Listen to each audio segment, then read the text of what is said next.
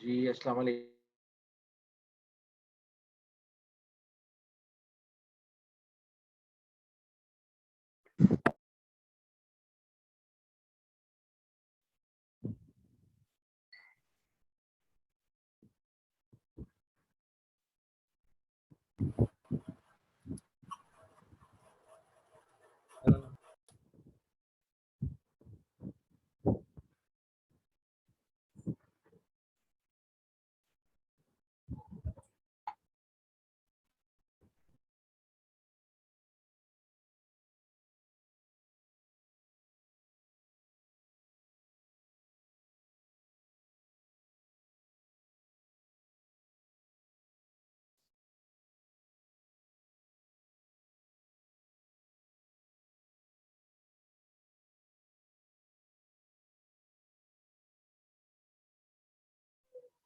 जी students, welcome back.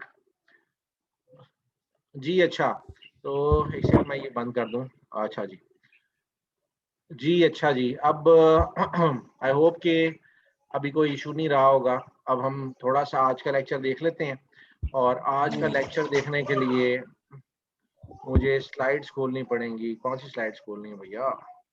नहीं जी, sir जी बात आप मेरे से डिस्कशन कर लीजिएगा जी, थोड़ी सी मुझे भी कॉल। क्या कह रहे हैं? मैं कह रहा हूँ बाद में अगर ये समझाने के बाद बाबा थोड़ा सा टाइम होगा तो वो काइंडली मुझे बता दीजिएगा। आप इस तरह करना ना, अब्दुल बात कर रहा है ना?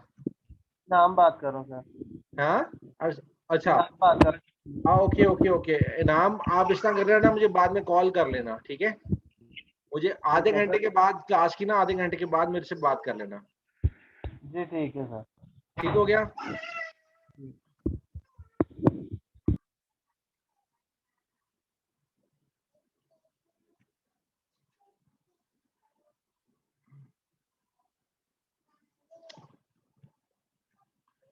देखिए जी, सबसे पहले हमने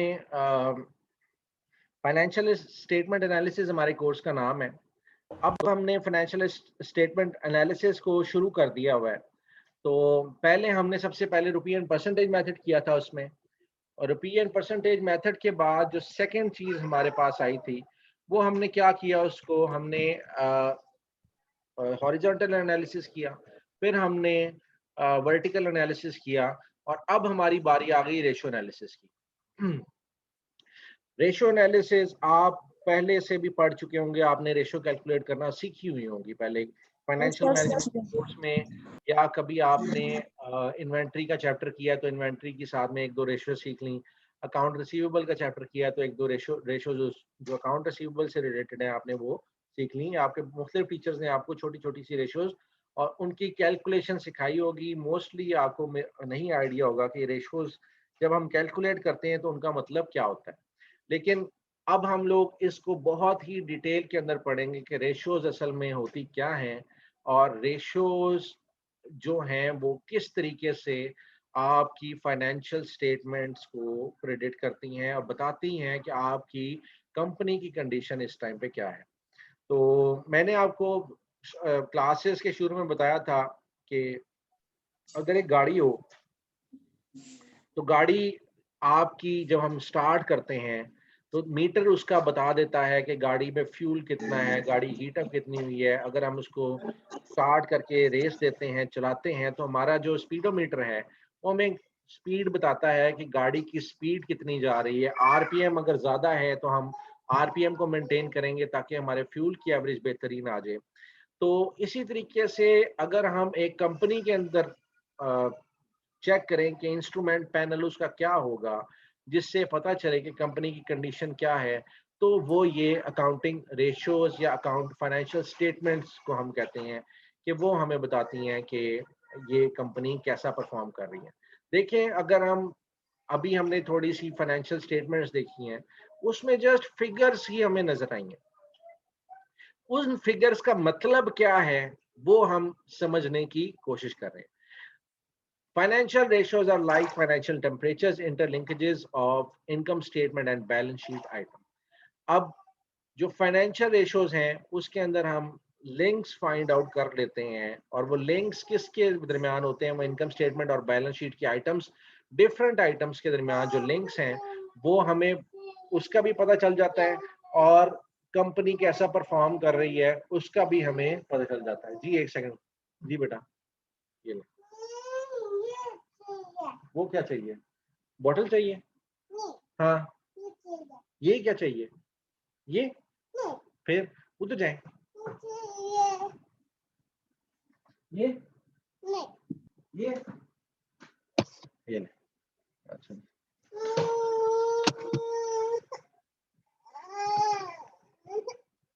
अच्छा जी बेटा, क्या है, बाबा को पढ़ाने दें क्यों रो रही हैं? बच्ची क्यों रो रही सर? यार, प्लीज ले जाए, उधर छोड़ दें उधर।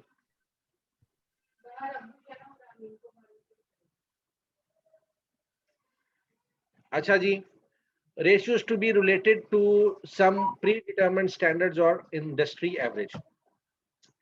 रेशियोज की फिगर्स भी निकल आती हैं, लेकिन अब रेशियो की फिगर निकल आती है, सपोज कोई रेशियो निकल आती है 1 या 2 या 3, तो अकेली उसका भी कोई मतलब जो है वो 1 या 2 3 का कोई मतलब नहीं होता। अच्छा, मतलब उसका किस तरीके से होगा? ओ भाई, अब जब हम उसको किसी और कंपनी के साथ कंपेयर करेंगे तब ही हमें पता चलेगा कि आर वी डूइंग गुड और आर वी डूइंग बैड। और वो कंपनी कौन सी होनी चाहिए? वो ऑब्वियसली वो सेम इंडस्ट्री की कंपनी होनी चाहिए, वो डिफरेंट इंडस्ट्री की कंपनी नहीं होनी चाहिए। अगर हम सेम इंडस्ट्री की कंपनी को देखेंगे तब ही हमें पता चलेगा कि हमारी कंपनी जो है या हमारी जो ऑर्गेनाइजेशन है वो अपनी सेम इंडस्ट्री में रहते हुए कैसा परफॉर्म कर रही है। क्या हम सबसे बेस्ट हैं? क्या हम बेंचमार्क जो इंडस्ट्री एवरेजेस हैं उसके हिसाब से काम कर रहे हैं? हमारी जो कंपनी की एवरेज है वो इंडस्ट्री की एवरेज के सेम है, या इंडस्ट्री की एवरेज से बेहतर निकल रही है, या हमें बहुत सी चीज़ों में इम्प्रूवमेंट की ज़रूरत है? ये हमें तमाम जो है वो रेशियो एनालिसिस से पता चलेगा। अब जब आपका प्रोजेक्ट जो चल रहा है, इसमें सपोज आपके पास दो कंपनी है, एक एबट जो है वो अगर हम फार्मेसी की लेते हैं, तो दूसरी कंपनी कोई भी अगर हम ले लेते हैं, ग्लेक्सो स्मिथ एंड क्लाइन ले लेते हैं, तो अगर हम दोनों की इंडस्ट्री एवरेजेस को कंपेयर करेंगे तब हमें फौरी तौर पे पता चल जाएगा कि यार इस चीज में ये कंपनी दूसरी कंपनी से बेहतर है। अब वो जो रेशियोज हैं वो कैसे कैलकुलेट करते हैं? वो इतना कोई मुश्किल काम नहीं है। हमें पता है कि इनकम स्टेटमेंट में क्या क्या आइटम्स आती हैं, हमें ये भी पता है कि बैलेंस शीट के आइटम्स क्या क्या होती हैं। अब इन बैलेंस शीट के आइटम्स और इनकम स्टेटमेंट के आइटम्स ये दोनों आइटम्स हमें कैलकुलेट करना बहुत अच्छे तरीके से आते हैं। इन दोनों आइटम्स हम लोग बहुत अच्छे तरीके से नोट कर सकते हैं कि कौन सी आइटम हमें कहाँ पे मिलेगी। अब सिंपली क्या है, हमने उनको फॉर्मूले में डालना है और उस फॉर्मूले की मदद से हम लोगों ने रेशोस को कैलकुलेट करना है। और लेकिन जो भी रेशो हम कैलकुलेट करेंगे, उस रेशो को कैलकुलेशन के बाद उसका कोई ना कोई मतलब जरूर होगा और वो हम फाइंड आउट कर सकते हैं। लेकिन जब भी हम रेशियोज कैलकुलेट करना चाहेंगे, रेशियोज ऑब्वियसली स्टेक होल्डर्स के पॉइंट ऑफ व्यू के हिसाब से रेशियोज हमारी और जो है वो निकालनी पड़ेंगे। सबसे पहले बात करेंगे हम, सबसे बड़ा जो स्टेक होल्डर है वो कौन होता है? वो आपके शॉर्ट टर्म क्रेडिटर्स हैं। शॉर्ट टर्म क्रेडिटर्स हैं हमारे सबसे जो मेजर जो स्टेक होल्डर्स हैं, वो शॉर्ट टर्म क्रेडिटर हैं। अब मैं आपसे पूछता हूँ, शॉर्ट टर्म क्रेडिटर कौन होते हैं जी? कुछ बताएंगे शॉर्ट टर्म क्रेडिटर कौन होते हैं जी students? Short term creditors, who are short term creditors? जिन्होंने लोन एडवांस किया होता है, ये एक साल के अंदर अंदर आपको पे कर। अच्छा, जिन्होंने हमें लोन दिया होता है? जी सर। जिन्होंने हमें लोन दिया है, जिन्होंने हमें प्रोडक्ट जो है वो उधार पे दिए, उनको भी तो हम शॉर्ट टर्म क्रेडिटर कहेंगे ना? जी सर, कंपनी के वेंडर्स, प्रोडक्ट भी हो सकती है, कैश भी हो सकता है। हाँ क्या जी, वो वो नहीं प्रोडक्ट भी हो सकती है और कैश भी हो सकता है। अगर कैश होगा तो वो शॉर्ट टर्म लोन होगा बैंक की तरफ से, ठीक है जी? जी सर, जो हमने एक साल के अंदर पे कर। हाँ जी, का 1 साल का से कम अरसे के लिए। लेकिन देखो भाई, अब शॉर्ट टर्म क्रेडिटर्स की अगर बात करेंगे तो शॉर्ट टर्म का सर मतलब जैसे बैंक ओवरड्राफ्ट है, ये भी शॉर्ट टर्म ये भी शॉर्ट टर्म लोन। क्रेडिटर है, समझ लें कि ये भी शॉर्ट टर्म क्रेडिटर है। 1 साल से कम अरसे के लिए जो है वो 1 साल से कम अरसे के लिए हमें जो है शॉर्ट टर्म लोन अगर मिल रहा है तो वो बैंक ओवरड्राफ्ट की सूरत में भी मिल सकता है। खैर, मेजरली जो शॉर्ट टर्म क्रेडिटर्स होते हैं ये वो लोग हैं जिन्होंने हमें उधार पे सामान दिया हुआ है, ठीक है जी? उधार पे सामान दिया हुआ है, उनको हम शॉर्ट टर्म क्रेडिटर्स अपने समझेंगे। ठीक हो गया? सर वो जो टर्म पे काम कर रहे होते हैं, जी जी। वेंडर्स होते हैं, तो कंपनी को सप्लाईज देते हैं और एक कम स्पेसिफिक टर्म होती है कि इतने दिनों बाद आपसे पैसे लेंगे, कंपनी से पैसे वापस करेगी। 2/10 N/30 की बात कर रहे हैं, 2/10 और N/30 की बात कर रहे हैं। जैसे मैं जिस कंपनी में होता हूँ मैं भी पेबल के काम करता हूँ ना, तो अच्छा। मेरे पास जो कंपनी है, जो वेंडर आता है ना, वो वेंडर बुक होता है ना जब, तो वहाँ पे हाँ। लिखा होता है जी कि इसका पेमेंट कंडीशन क्या है, इसकी कितने दिन बाद इसको हम पेमेंट करेंगे। तो वहाँ पे अच्छा। एक ड्यू भी आ रहा होता है और एक आउटस्टैंडिंग। सपोज अगर उसका 30 दिन का क्रेडिट है हमारे साथ, तो अगर आज जनवरी को उसकी 1 जनवरी को एक सप्लाई आई है और 30 दिन बाद उसका वो जो आउटस्टैंडिंग है वो ड्यू हो जाएगा। अगर बीच में 15 को कोई सप्लाई आती है तो वो अगले महीने 15 तारीख को उसका ड्यू होगा। आउटस्टैंडिंग तो वो प्रॉपरली सम पूरा करके ही आएगा, लेकिन ड्यू फिर वो 30 दिन बाद जैसे जैसे सप्लाई आएगी वैसे वैसे, जिसको हम एजिंग कहते हैं कि इतने दिन एजिंग हो गई है इसकी, इतने दिन से ये काम हो रहा है, इतने दिनों का इसके साथ हमारा कंडीशन है, इतने दिन बाद हमें इसको इतनी पेमेंट करनी है। तो वो शॉर्ट टर्म क्रेडिटर्स होते हैं। नहीं ठीक है ना, वो यही बात होगी ना, हमने इस चीज को पहले ही डिटरमिन कर लिया है कि 1 साल से कम अरसे के लिए जिसने भी हमें लोन दिया है ना, तो वो हमारा शॉर्ट टर्म क्रेडिटर है। अब इसमें आप देख लें कि 1 महीने का लोन मिल रहा है आपको, ऐसे ही है ना, 1 महीने का लोन मिल रहा है, 30 N/30 की टर्म है ना आपकी, जी सर। 30 और हाँ अगर जी सर, बिल्कुल। अगर वो कहता है आपसे कि यार को मैं डिस्काउंट देता हूँ, लेकिन अगर आप 10 दिन में पेमेंट करेंगे तब आपको 2% डिस्काउंट हो जाएगा, तो आप कोशिश करेंगे यार मैं 10 दिन में पेमेंट करके 2% डिस्काउंट इसका वेट कर लूँ, उसमें आपको ज्यादा बचत हो जाएगी।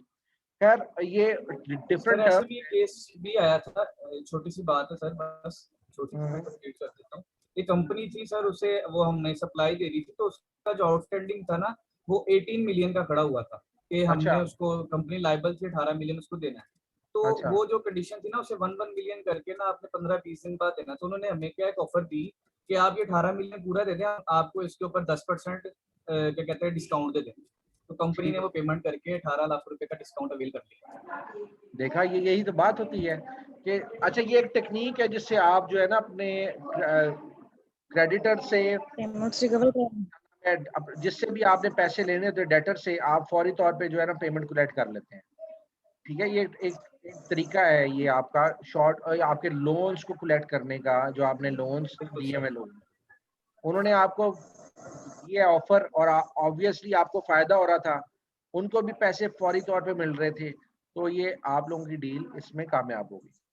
ले जी अब आ सर आप जाते क्वेश्चन है जी बच्चे।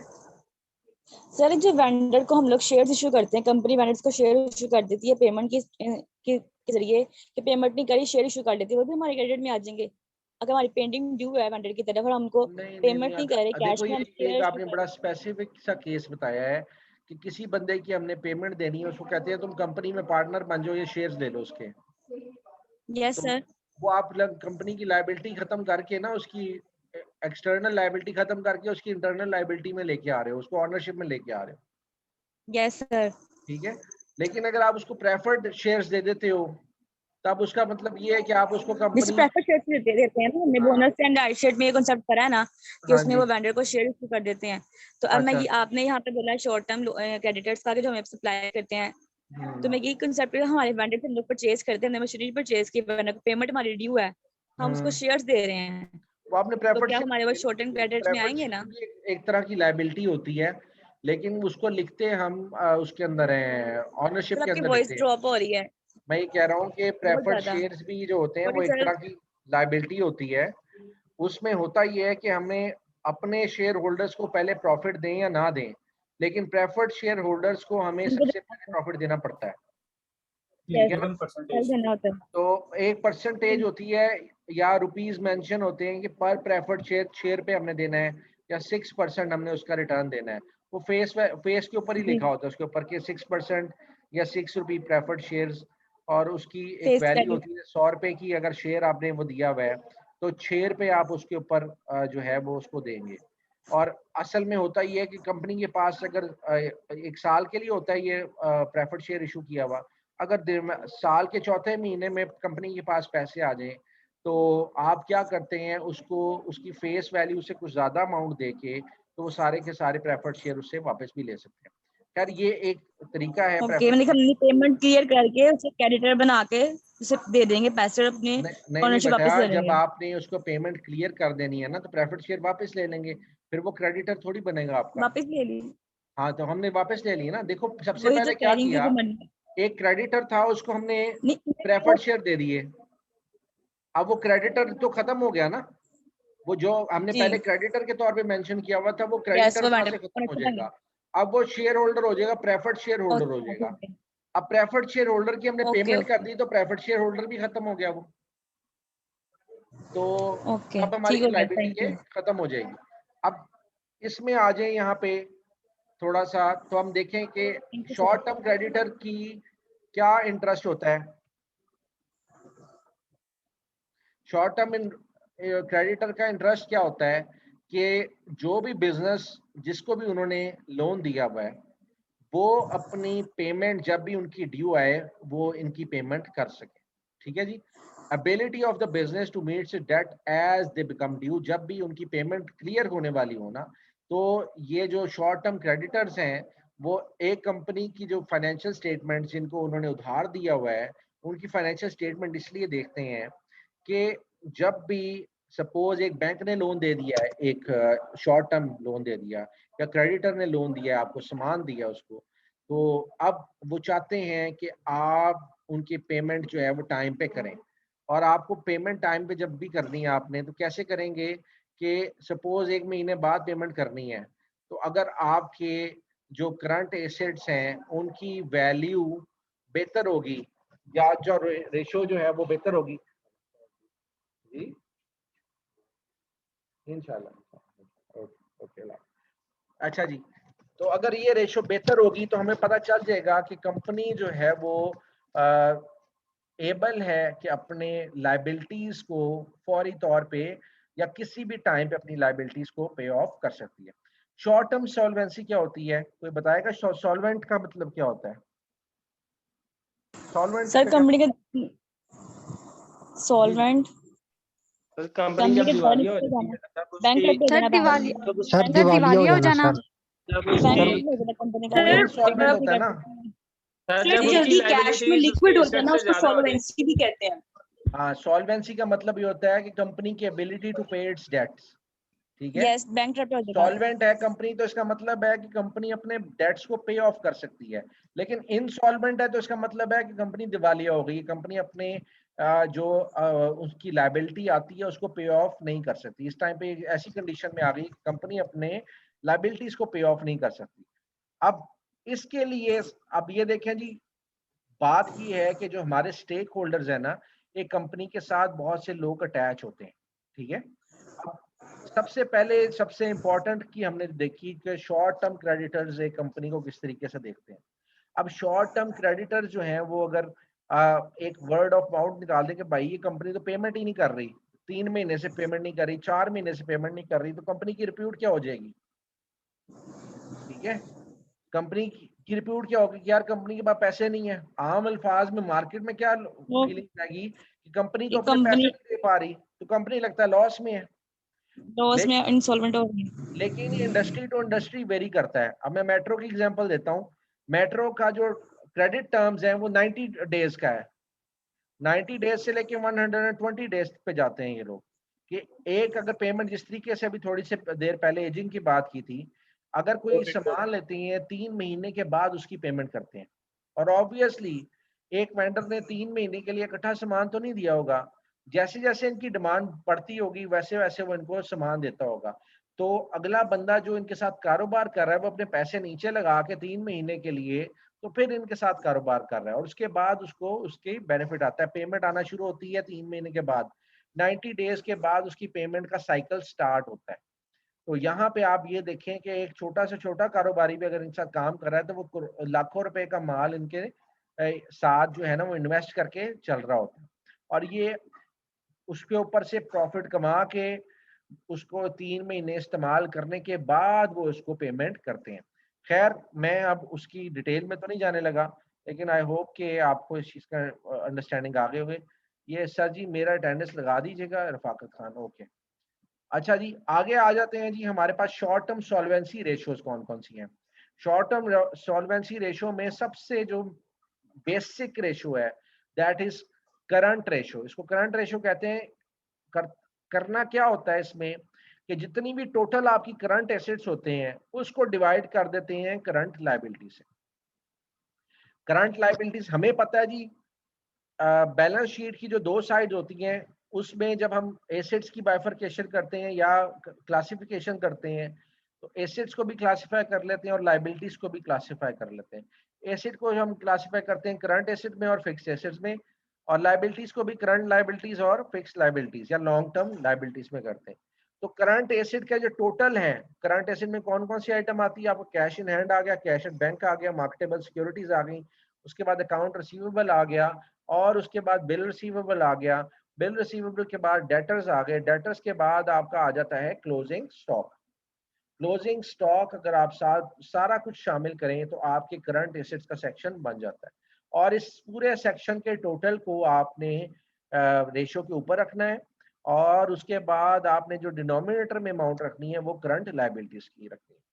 अच्छा, अब अगर एक और से देखो इसको, तो करंट एसेट्स अगर आपके 10 हैं और करंट लायबिलिटीज आपकी 5 हैं, तो आपकी रेशो नॉर्मल रेशो निकल आएगी 2:1। मैं आपको एग्जांपल दे रहा हूं कि करंट एसेट्स आपके 10 हैं और करंट लायबिलिटीज आपकी 5 हैं, तो इसका मतलब ये भी तो हो सकता है ना कि आप अपनी करंट लायबिलिटीज को 2 दफा पे ऑफ कर सकते हैं। इसका मतलब ये हो सकता है कि यस आप सर, हो अपनी सकता करंट है। लायबिलिटीज को 2 दफा पे ऑफ कर सकते हैं। बैंक स्ट्रॉन्ग है, हमारे इसका एसेट्स एक ज्यादा और है लायबिलिटी। इसका मतलब ये है कि हमारे पास करंट एसेट ज्यादा है और करंट लायबिलिटीज हमारी कम है। नॉर्मल जो रेशियो है ना आपकी 2:1 होनी चाहिए, ठीक है। इसका हम एक और मतलब ये निकाल सकते हैं कि for every $1 we owe we have $2 to pay that $1। $1 की जगह पे अगर उसको पे करना है तो हमारे पास उसकी जगह पे $2 मौजूद है। अगर ये 3:1 निकल आती है तो हम कह सकते हैं $1 पे करने के लिए हम $3 हमारे पास मौजूद हैं, और दूसरे अल्फाज में एक हमारी अगर करंट लायबिलिटी हम उसको 3 दफा पे ऑफ कर सकते हैं। अब ये रेशियो बहुत अच्छी नजर आएगी आपको, ठीक है। ये रेशो आपको बहुत नजर अच्छी रहे, लेकिन आपकी नॉर्मल रेशो होनी चाहिए 2:1। अब अगर ये रेशो आ जाती 5:1, इसका मतलब क्या होगा? इसका मतलब ये है कि आपके पास कैश में या करंट एसेट्स में बहुत ज्यादा अमाउंट पड़ी हुई है जो कि आप यूटिलाइज नहीं कर पा रहे। समझ आई बात की? वो आप यूटिलाइज नहीं कर पा रहे, या तो वो कैश में पड़ी हुई है, आपके पास कैश एक्स्ट्रा पड़ा हुआ है और आप उसको इन्वेस्ट करके पैसे नहीं कमा रहे। दूसरा, या तो आपके अकाउंट रिसीवेबल में पड़ी हुई है, इसका मतलब ये है कि हम अकाउंट रिसीवेबल में हमारे कुछ कैश पड़ा हुआ है, हम उसे कलेक्ट ही नहीं कर पा रहे। और तीसरी चीज ये हो सकती है कि आपके क्लोजिंग स्टॉक में आपके पास ये अमाउंट पड़ी हुई है और हम क्लोजिंग स्टॉक से जान नहीं छुड़ा पा रहे, या हमारे पास स्टॉक बहुत ज्यादा है, हमारी सेल कम है, या हमने स्टॉक बहुत ज्यादा उठा लिया हुआ है और उसकी अभी तक यूटिलाइजेशन नहीं हुई। इसका मतलब क्या है कि we are not efficient in utilizing our current asset. Too high ratio may indicate that capital is not being used productively and effectively, efficiently. इसका मतलब यही है कि हमारे पास जो पैसा है हम उसको सर्कुलेट नहीं कर रहे पैसा कमाने के लिए। ठीक है जी। और इसमें क्या होगा कि that's call for financial reorganization. आपको डिसीजन लेने पड़ेंगे कि इस पैसे को किस तरीके से रिकवर करना है in case of account receivables. और दूसरा, अगर आपके पास स्टॉक बहुत ज्यादा पड़ा हुआ है, how you will get rid of that stock. और तीसरा, अगर आपके पास कैश में ये अमाउंट पड़ी हुई है तो आप उसको इन्वेस्ट करने की सोचोगे कि भाई मैं इसको कहीं पे इन्वेस्ट करूं, या मैं मार्केटेबल सिक्योरिटीज, या फिर इसको इन्वेस्टमेंट ऐसी कर दूं जिसके ऊपर मुझे प्रॉफिट आना शुरू हो जाए। तो ये एक रेशो थी, इससे हमने ये 3-4 मतलब निकाले हैं। ठीक हो गया? आई होप कि आपको इसकी मतलब की समझ आ गई होगी। फिर दूसरी जो रेशो है वो है क्विक रेशो और एसिड टेस्ट रेशो। अच्छा, इसमें याद रखिएगा दो चीजें हैं, मोस्टली आपको एक ही चीज नजर आएगी। एक है जी इन्वेंट्रीज और एक प्रीपेड एक्सपेंसेस। इसको हम करंट एसेट्स में से निकाल दें तो हमारे पास जो है वो ओरिजिनल रेशो हमारे पास आ जाएगी। क्या है? Only cash, marketable securities and receivables called quick assets are considered. Mostly बहुत से केसेस के अंदर प्रीपेड एक्सपेंसेस सर आपकी। मेरा एक सवाल है सर। जी बेटा, जी सर बच्चे। मैं काफी दफा ये रेशो की है, मैं सिर्फ यही इसमें जानना चाह रहा हूँ कि हम इसमें से इन्वेंट्रीज और प्रीपेड एक्सपेंसेस को माइनस क्यों कर देते हैं? वही बताने लगा हूं ना यार, पहले बताने तो दो। बता दूं अब? मैं इसी तरफ आ रहा था। अच्छा किया, चलो सर हम आपके करें। जेहन में ये सवाल है। देखो भाई, बात ये है, लिक्विडिटी रेशो का मतलब क्या होता है? How quickly you can turn your assets into cash. ठीक हो गया? अब मुझे ये बता दो कि कैश तो पहले लिक्विड है, उसके बाद अभी हमें एग्जांपल मिली है, अभी थोड़ी देर पहले 18 मिलियन का लोन था, वो 10% डिस्काउंट दिया, फौरी तौर पे उसको कैश में कन्वर्ट कर लिया। ऐसा हो सकता है? एक टर्म है फैक्टरिंग की। वो फैक्टरिंग की क्या टर्म होता है? फैक्टर करते हैं कि आपने जो अकाउंट रिसीवेबल किसी से लेने होते हैं वो आप किसी कंपनी को, जो कि रिकवरी कंपनी होती है, उसको आप वो बेच देते हैं और अपने अकाउंट रिसीवेबल्स के अगेंस्ट वहां से पैसे ले लेते हैं। ठीक है?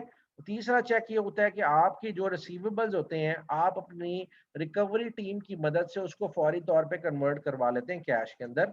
मींस कि आप 1 महीने 2 महीने के अंदर जो है ना उसको कन्वर्ट कर लेते हैं कैश में। लेकिन सबसे लीस्ट जो करंट एसेट होता है या सबसे लीस्ट जो लिक्विड एसेट है वो आपकी इन्वेंट्री है। इन्वेंट्री क्यों लीस्ट लिक्विड है? उसकी वजह यह है कि हमें पता है कि इन्वेंट्री 3 टाइप की होती है। एक है जी हमारे पास रॉ मटेरियल, दूसरी है जी वर्क इन प्रोसेस की इन्वेंट्री, और तीसरी कौन सी इन्वेंट्री है जी? वो फिनिश्ड गुड्स की इन्वेंट्री है। अब ये इन्वेंट्री हर टाइम पे हर कंपनी में मौजूद रहती है। अब सपोज आपके पास इन्वेंट्री फंसी हुई है, आपके लिए सबसे मुश्किल काम है कि इन्वेंट्री को कन्वर्ट करना कैश के अंदर। दैट इज व्हाई दैट ये इसको लीस्ट प्रायोरिटी पे रखा हुआ है, या कि ये तकरीबन उसको कहते हैं कि फिक्स्ड एसेट्स के सबसे ज्यादा करीब ही आपकी ये इन्वेंट्रीज वाली जो है वो सूरत हाल है कि इन्वेंट्रीज आपके सबसे ज्यादा जो नॉन लिक्विड एसेट है ये करंट एसेट्स के अंदर, वो आपकी इन्वेंट्री है। अब इन्वेंट्री आपकी बहुत टाइम लेती है सेल होने में, और उसकी रीजन आपको पता है कि एक प्रोडक्शन का प्रोसेस है, अगर कोई प्रोडक्ट बनाना है तो वो इन्वेंट्री को 1 महीना तकरीबन दरकार है जी। आपने पहले उसकी परचेजिंग करनी है, उस परचेजिंग के बाद, वो परचेजिंग के बाद आपका स्टोर में पड़ी रहेगी, उसके बाद उसकी बारी आएगी प्रोडक्ट वर्क इन प्रोसेस के अंदर, वर्क इन प्रोसेस के बाद वो कंप्लीट होके आपकी फिनिश गुड्स के अंदर आएगी, फिनिश गुड्स के बाद भी उसकी इंस्पेक्शन होगी, उसके बाद वो कंप्लीट होगी, और उसके बाद वो फिर ट्रांसफर होगी सेल्स डिपार्टमेंट की तरफ, और सेल्स डिपार्टमेंट वाले इसको सेल करेंगे। तो हम ये कह सकते हैं कि these are the least liquid assets, और इसको जब कैश में कन्वर्ट करने का टाइम आता है तो बहुत टाइम लेती हैं। इस वजह से रियल जो क्विक रेशो है वो हमें बताती है कि फौरी तौर पे अगर हम अपने एसेट्स को कन्वर्ट करना चाहें कैश के अंदर, तो हमें अपनी इन्वेंट्रीज को इसमें से माइनस करना पड़ेगा। This is the reason. और फिर हम क्या करते हैं, क्विक एसेट्स को डिवाइड कर देते हैं करंट लायबिलिटीज के साथ, और इसकी नॉर्मल रेशो है 1:1 होनी चाहिए। अगर 1.5 या 2 के आसपास भी अगर ये रेशो हो जाए तो हमारे लिए बहुत बेहतर है। That is okay with us. ठीक है जी। आई होप कि अब्दुर्रहमान का क्वेश्चन जो है वो आंसर हो गया होगा। जी अब्दुर्रहमान, आर यू सेटिस्फाइड? जी जी sir, satisfied sir, completely satisfied. ठीक हो गया, ठीक हो गया। मेरी कोशिश होती है कि बच्चे जो है वो कामयाब हो जाएं। और देखें जी, बात ये है कि जो हमारा जो मैदान है ना, इल्म का मैदान, इसमें जज्बात की कोई वैल्यू नहीं है। इसमें कोई चीज है तो है, जो नहीं है नहीं है। आप अगर मेरी गलती निकालेंगे तो मुझे उसको एडमिट करना पड़ेगा, अगर किताब में लिखी हुई है, बुक्स में अगर मैंने अगर आपको गलत बताया और आप मुझे साबित करते हैं कि सर ये गलत है, तो मुझे मानना पड़ेगा। जो चीज मैं आपको बताऊंगा, अगर आप कहते हैं कि सर ये आपने सही नहीं पढ़ाया, गलत पढ़ाया है, तो हम उसकी जो है वो फौरी तौर पे हम उसको चेक करेंगे, यार मैंने आपको कॉन्सेप्ट गलत दिया है, तो मैं आपसे एक्सक्यूज करूंगा उस चीज के लिए। लेकिन इफ यू आर सेटिस्फाइड कि वाकई ये चीज है, तो फिर दैट इज ओके। लेकिन अगर आपको मेरी किसी चीज से इख्तलाफ है, then don't worry, I will try to figure it out कि मेरी मिस्टेक कहाँ है, और मैं उसको निकाल के तो बेहतरीन तरीके से हम इसको हल करेंगे। ठीक है। लेकिन मुझे उस दिन बहुत अच्छा लगा कि आप लोगों ने वो मेरी कंसोलिडेटेड वाली जो थी वो गलती निकाली थी, तो वो हमने करेक्ट की थी अपनी, और ज़बरदस्त वो चीज़ हुई थी कि बाज़ औक़ात मेरे भी कॉन्सेप्ट ऊपर नीचे हो जाते हैं, तो हमें अपने आप को करेक्ट करना चाहिए। आगे आ जाएं जी, short term solvency ratios. Current ratio measures general liquidity, quick ratio measures immediate liquidity. ये फर्क था जी। करंट रेशो मेजर्स जनरली आपने जो हमने पहली रेशो निकाली करंट रेशो, वो हमारी जनरल लिक्विडिटी की बात करती है, और उसके बाद जो हमारी इमीडिएट लिक्विडिटी है वो हमें क्विक रेशो से मिल जाती है। अब आपने सिंपली जो आपका प्रोजेक्ट चल रहा है उसमें सिर्फ ये 2 रेशोज कैलकुलेट करनी है, और उसके बाद आपने ये 2:1 देख रहे हैं, और ये 2:1 टाइम्स है। अच्छा, इसके आगे टाइम्स लिखना है, इसमें आपने कमेंट दे देना है कि ये बेहतर है या ये बेहतर नहीं है। अगर ये आपकी रेशो निकल आती है 1 से कम, तो इसका मतलब क्या होगा, यहाँ पे सपोज 0.5:1 निकल आता है, इसका मतलब ये है कि करंट लायबिलिटीज आपकी डबल है आपके करंट क्विक एसेट से, तो आप अपनी करंट लायबिलिटीज को पे ऑफ नहीं कर सकते। ठीक है। अगर आप लायबिलिटीज को आप पे ऑफ नहीं कर सकते, तो then you are insolvent. Suppose एक कंपनी है, उसको प्रॉफिट हो रहा है 1 मिलियन का, उसकी लायबिलिटीज है 2.2 मिलियन की, यानी कि 2 लाख की लायबिलिटीज हैं, और उसके करंट एसेट्स जो हैं वो इतने नहीं है कि 0.2 तक भी पहुंचे, तो वो इंसॉल्वेंट हो सकती है ना। वो उसमें सिनेरियो ये आ जाता है कि अगर हमारा कैश फ्लो स्टेटमेंट में बता रहा है कि कैश हमारे पास कम है, तो ऑब्वियसली हमारे पास कैश कम है, तो कोई ऐसी कंपनी जिसका प्रॉफिट बहुत ज्यादा हो वो भी इंसॉल्वेंट हो सकती है, इसमें कोई मुजायका नहीं है। खैर this was all for today. और इसको किस तरह हम प्रिपेयर करेंगे? ये 2 कॉलम बनेंगे, एक हमने इसकी रीजन बतानी बेटा और दूसरा नहीं हमने नहीं, 2 कॉलम तो बनेंगे नहीं इसमें। सिंपली आपने क्विक रेशियो का फार्मूला लिखना है, बाद में करंट एसेट्स ठीक है। लिखने हैं और करंट लायबिलिटीज लिखनी है, ठीक है। और ये आपने ठीक है। 3 हर साल की जो है ना वो कंपेयर करके बता देनी है, बल्कि एक साल की निकालोगे आप, ठीक है। क्विक रेशियो निकालोगे एक कंपनी की और दूसरी कंपनी की भी इस करंट ईयर की निकालोगे। 3 वैल्यूज निकलेंगी ना, एक साल की 18, 19 और 20 की नहीं 3 नहीं नहीं कॉलम्स नहीं, बनेंगे नहीं। उनके। आपने अब इसमें करंट वैल्यूज, अब आप कंपनी के सर एक इंटरनल एग्जांपल बता दें, वर्ल्ड में ना फॉर्मेट किस तरह करना है? मैं आपको सर ये बता वर्ल्ड रहा हूँ, अब आप कंपनी के ईयरली एनालिसिस से निकल आए हो बच्चे बाहर। अब आप ईयरली मतलब एनालिसिस से निकल आए हो, बाहर आ जाओ। अब आपने कंपनीज को आपस में कंपेयर करना है। अब यहाँ पे अब आप कंपनीज की रेशियोज आपस में कंपेयर करोगे यहाँ पे डायरेक्टली। सर एग्जांपल शेयर कर देंगे वर्ल्ड पे, थोड़ा अच्छा सा चलो, फॉर्मेट आप बना। मैं अब आपको ये बता रहा हूँ कि आपने क्या करना है। हम दोनों चीजें कर सकते हैं अगर आप चाहें। सपोज कि 2018 की आप कर रहे हैं, 2019 की कर रहे हैं, 2020 की कर रहे हैं, ये कह रहे हैं ना आप लोग। Yes sir. मैंने आपसे कहा है कि अब आपने पता क्या करना है, सिर्फ 2020 की आपने कैलकुलेट करनी है। तो 2020 के लिए सपोज अगर एक कंपनी की लिक्विड रेशियो आती है 10 डिवाइडेड बाय 2, तो ये आ गया कितनी, सॉरी 10 डिवाइडेड बाय 5 करेंगे। 10 डिवाइडेड बाय 5 किया हमने, तो दैट इज इक्वल टू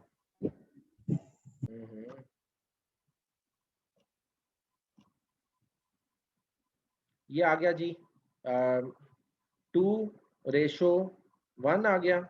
ये आपका एबट की रेशो आ रही है, एबट की रेशो आ रही है करंट रेशो। आपने कहा जी कि दिस इज जो भी कमेंट आपने देना है इसके आगे, कमेंट में आपको नहीं बताऊंगा, वो आपने खुद देना है। एबट की कैलकुलेट करने के बाद नीचे आपने कैलकुलेट करनी है किसकी, ग्लेक्सो स्मिथ एंड क्लाइन की, जीएसके की करनी है। सपोज वो है जी 20 डिवाइडेड बाय 5 आ जाती है, तो ये आ गई आपकी 20 डिवाइडेड बाय 5 4:1 आ गई।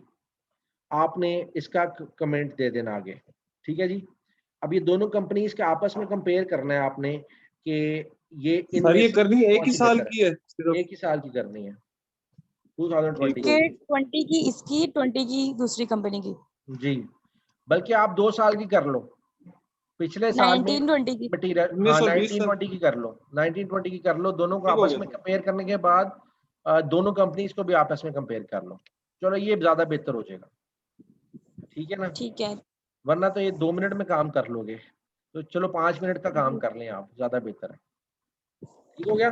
अभी कॉलम्स नहीं बनेंगे इसमें, और 2 मिनट वाला ठीक है फिर? नहीं 5 मिनट वाला काम ठीक है। सर ये जो आपने 10 डिवाइडेड बाय 5 किया, ये करंट रेशियो का फार्मूला पुट किया है और फिर देन उसके आगे कमेंट कर देंगे। हाँ जी, आगे कमेंट कर दिया उसके। सर ये कॉलम नहीं बनेंगे ना, सेपरेट करेंगे आप? सेपरेट करेंगे, अब सेपरेट करेंगे। ठीक हो गया। चलें बच्चों, फिर अपना ख्याल रखिएगा, मैं सेशन एंड करने लगा फिर सर इंशाल्लाह। अटेंडेंस सर एक सर, मैसेज आया attendance- कैंडिस के लिए, फूल को सर का, वो कैंडिस का नेट इशू है, तो उसकी अटेंडेंस का क्लास डिस्कनेक्ट हो रही है उसकी।